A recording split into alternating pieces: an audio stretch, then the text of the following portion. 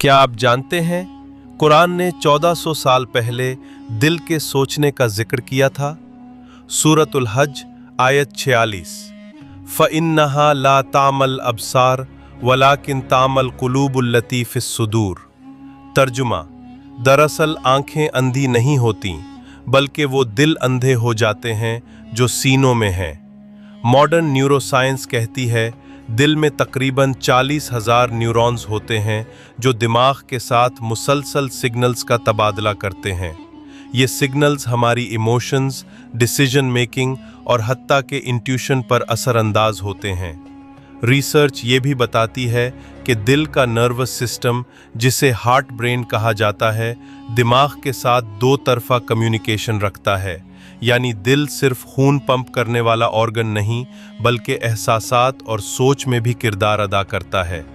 यानी जो हकीकत आज साइंस ने डिस्कवर की वो अल्लाह ताला ने हमें 1400 साल पहले कुरान में बता दी थी। सुभान अल्लाह, कुरान सिर्फ ईमान की किताब नहीं बल्कि साइंस की अल्टीमेट गाइड भी है। मज़ीद ऐसे ईमान अफरोज़ साइंटिफिक फैक्ट्स जानने के लिए हमारा चैनल सब्सक्राइब करें।